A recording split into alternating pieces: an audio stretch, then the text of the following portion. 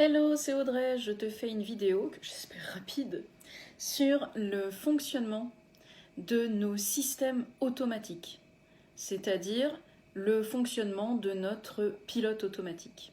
Ça veut dire quoi cette chose-là? Ça veut dire que quand nous naissons, déjà on arrive avec des mémoires collectives. Si vous avez regardé mes précédentes vidéos, on parle donc de toutes les mémoires de l'humanité, qui sont contenus dans une espèce de boîte noire. On n'a pas encore très bien vu où exactement dans le corps, mais en tout cas, nous récupérons des mémoires collectives, nous récupérons des mémoires transgénérationnelles, et en prime, nous faisons nos mémoires personnelles. Et ça génère quoi? Ça génère ces fonctionnements automatiques où vous vous dites « Waouh, mais à chaque fois, ça rate pas, je réagis toujours comme ça, et puis alors en plus, j'arrive pas à faire autrement. » Oui, c'est un fonctionnement automatique. Pourquoi?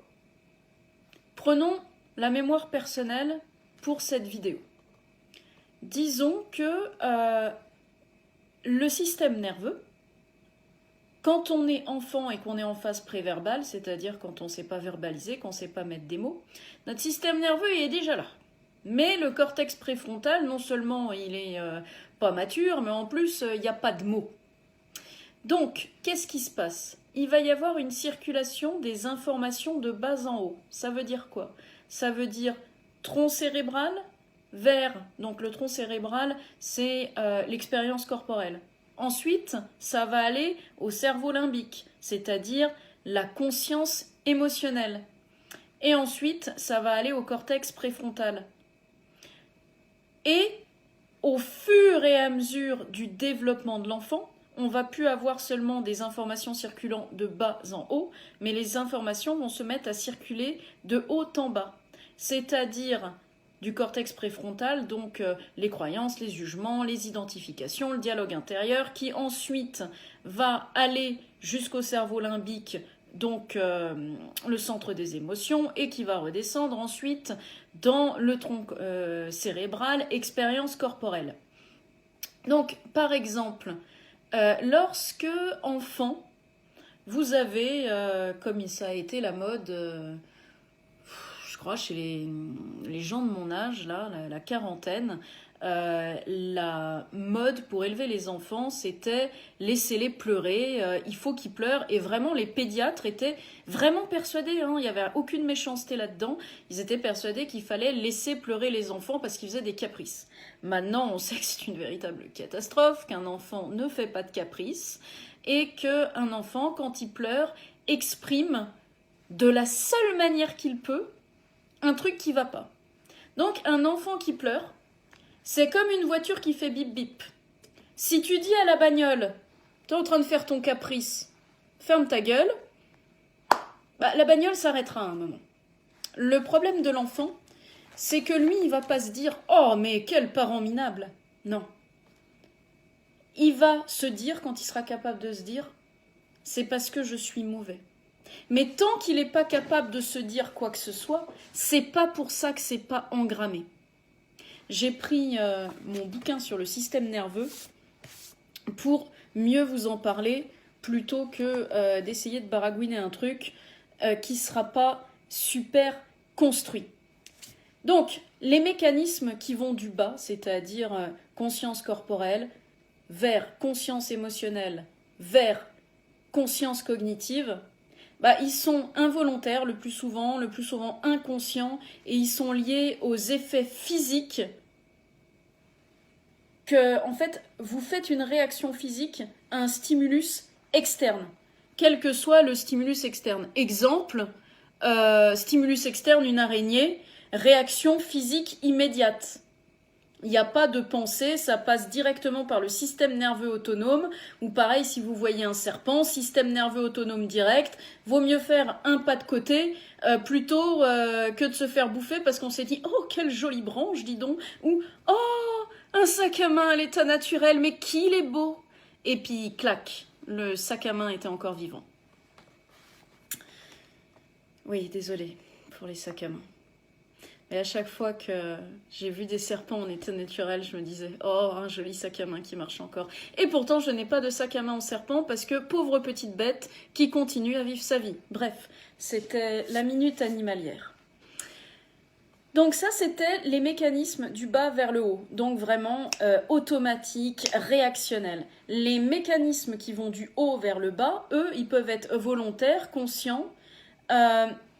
Ils relèvent de la manière dont la mémoire, la motivation et l'émotion, l'attention, l'imaginaire façonnent la perception.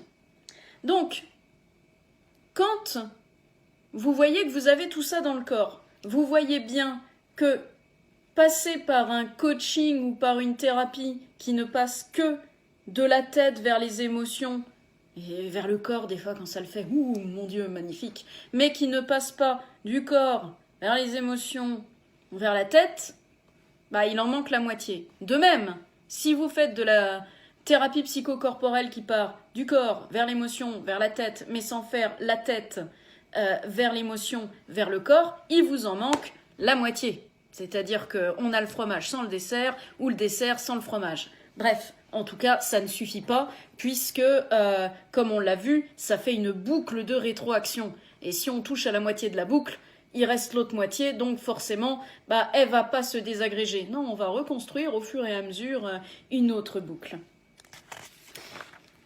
Donc, quand on est enfant, on a forcément vécu des détresses, parce que les parents n'étaient pas là tout le temps, ou même quand ils étaient là, la qualité de présence, elle n'était pas là. Ce qui fait que l'enfant, quand il se sent pas bien, lui, il croit qu'il est mauvais. Et cette croyance, au départ, elle n'est pas engrammée dans « je crois que je suis mauvais parce que je suis en préverbal », mais ça va être dans le système nerveux, dans les réactions que va avoir l'enfant à son environnement. S'il pleure une fois, 2 fois, 10 fois qu'il n'y a toujours personne, il va pleurer plus fort. À la 99e fois, il va arrêter. Et on va se dire « Oh, c'est magnifique, ce bébé tout calme !» Non, c'est un bébé dans le figement, c'est un bébé qui a renoncé. Et c'est un enfant qui est en train de développer ce qu'on appelle le dorsal. L'état de figement, l'état de « à quoi bon ?» l'état de « j'y arriverai jamais »,« je serai pas à la hauteur »,« je suis mauvais ». Et une détresse comme ça, qui monte du corps vers l'émotionnel, vers la tête quand on est bébé, ça va conduire au fur et à mesure, et au fur et à mesure qu'on sera dans le verbal, à des identifications, des jugements, des croyances sur soi-même, des croyances sur l'autre également, et ça va générer plus de dérégulation du système nerveux. Et j'aborderai ça dans une autre vidéo, mais c'est aussi enfant que l'on va inconsciemment, bien sûr, choisir un mode du système nerveux habituel, du mode de l'état de survie du système nerveux habituel pour interagir avec son environnement. C'est-à-dire soit le dorsal, le figement. « Oh, quel enfant calme, oh il pleure jamais, dis donc !» Ouais, vérifie si ton bébé est pas dans le figement. Ou alors, « Oh, mais c'est une furie celle-ci, elle ne s'arrête jamais !» Sympathique, agressif. « Oh, mais qui fait des beaux dessins, mais qu'il est sage celui-là ! Oh, il a peur, hein !» Sympathique, fuyant. Voilà. Et donc, des dérégulations du système nerveux répétées, ça conduit des modes adaptatifs de survie qui conduisent eux-mêmes à des identifications, à des croyances sur nous, sur l'autre et sur le monde, et ça génère un scénario de vie. Pendant longtemps, je l'ai même marqué au début du bouquin, là je me demandais, est-ce que les réactions automatiques du système nerveux sont la conséquence des conclusions de l'enfant au sujet de lui, le monde et les autres, ou est-ce que c'est l'inverse? Et donc, c'est l'inverse. C'est le système nerveux d'abord, et ensuite, sur la base des mémoires du corps, de ce qu'a engrammé le système nerveux et de ses stratégies adaptatives de survie, alors vont se construire les pensées, les croyances multiples, les conséquences tirées du comportement de l'environnement qui génère donc le scénario de vie, la conclusion de qui je suis au milieu de quel type de gens, dans quel type de monde. Et donc, la base, ça vient des mémoires du corps. Donc de comment le système nerveux a pu ou non accomplir ces stades de développement pendant l'enfance. Et tout ça, quel rapport avec nos pilotes automatiques, comme je vous disais? C'est qu'arrivé adulte, en fait, on fonctionne en pilote automatique. Comme je le disais dans une précédente vidéo, 80% des informations vont du corps vers la tête, 20% de la tête vers le corps, et dans tout ça, seulement 1% est conscient. Ce qui veut dire qu'on a 99% de réactions automatiques inconscientes dans le corps. Autant dire que si jamais on n'est pas au courant de ça, on peut se vivre une vie dans l'inconscience totale du piège dans lequel on est. Et tant qu'on n'a pas conscience d'être dans un piège, on ne peut pas en sortir. Et ça, donc, ça va donner, quand les personnes ne sont absolument pas au courant du fonctionnement du système nerveux, que tout ça n'est pas eux, mais que tout ça est des conséquences de ce qu'ils ont vécu, qui est venu s'engrammer dans leur corps pour leur faire avoir des réactions automatiques, alors on va avoir des personnes qui non seulement ne prennent pas la responsabilité de ce qu'elles vivent, mais vont créer une sécurité à l'extérieur pour éviter d'aller vivre des choses qui leur font peur ou qui les mettent en colère ou qui les déstabilisent. Donc, c'est là où on va trouver des personnes qui mais moi j'ai pas de chance, putain, mais quelle vie de merde, qui vont rejeter la faute sur l'extérieur. Et là, il est facile de se dire, quand on a travaillé sur soi, ouais, cette personne s'auto-flagelle, en fait elle veut pas. Mais on sait pas si elle veut pas, puisqu'elle sait pas qu'elle peut sortir de ce qu'elle vit. Si on dit à la personne, voilà, ce que tu vis là, c'est le fruit de conditionnement venant de mémoire collective, mémoire transgénérationnelle et de tes mémoires personnelles. En gros, là, t'as un ordinateur interne qui, au vu du passé, te fait réagir pour éviter ça, mais absolument pas pour vivre ce que tu veux vivre. Et quand tu dis, j'aimerais bien vivre ça, mais j'y arrive pas, oui, c'est parce que il y a toute cette horde non vue inconsciente qui est là. Une fois qu'on décrit effectivement à la personne tout ça, si la personne dit ouais, non, de toute façon, c'est trop compliqué et j'ai pas envie, ok, la personne sait qu'elle est dans un piège et pour l'instant, elle n'est pas prête à en sortir, peut-être parce que ce qu'elle vient d'apprendre, c'est genre tu vois un pavé, tu le vois arriver dans ta tronche, ça fait poum, et la personne fait non, j'ai peut-être pas la capacité d'y croire pour l'instant, tout simplement.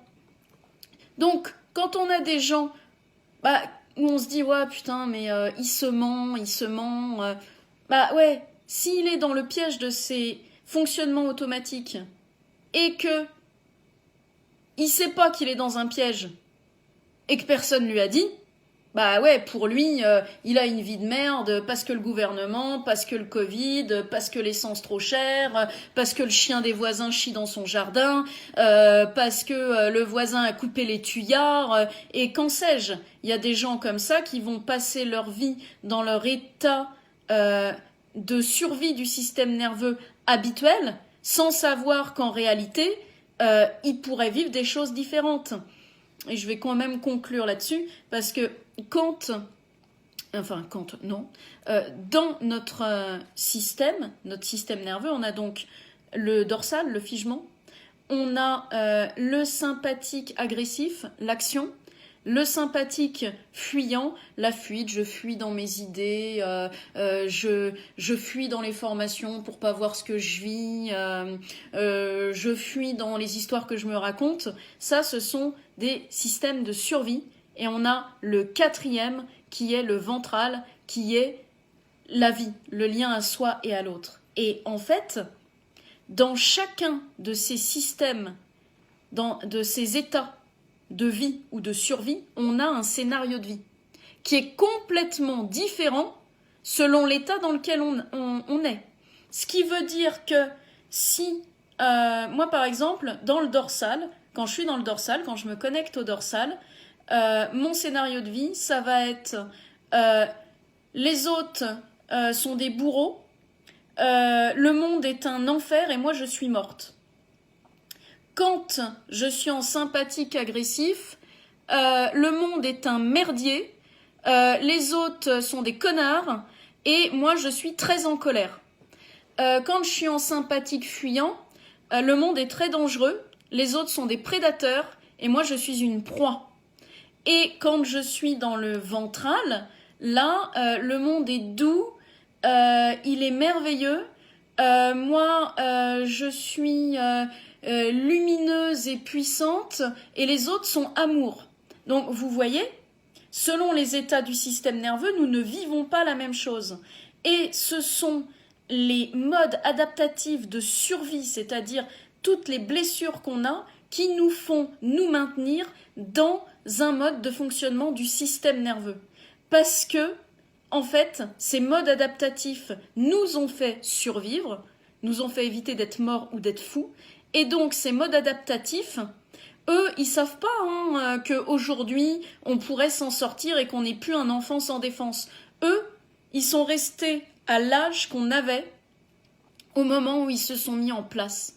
Et donc, l'idée, pour sortir de ces modes adaptatifs de survie, c'est mettre de la conscience sur ce qu'on vit, pouvoir aller libérer les émotions qui sont enquistées dans le corps, archivées dans le corps, et sortir également les mémoires du corps. Parce que ça permet de déculpabiliser, puis de se sentir dans la plénitude, et enfin de renaître. Parce que véritablement, tu vis dans ton essence, tu vis dans ton toi, tu vis dans ton enthousiasme, et non plus dans l'éviter, le danger de vivre telle chose, telle chose, telle chose. Puisque vivre dans un état de survie, c'est éviter quelque chose, et vivre dans le ventral, dans l'état de vie, c'est être en lien avec toi et avec l'autre, parce que là, il n'y a plus de notion d'éviter quelque chose, il n'y a plus de manque, tu es, l'autre est, le monde est, et c'est vraiment cette notion d'instant présent sans rien chercher de plus, rien ne manque à ce moment-là.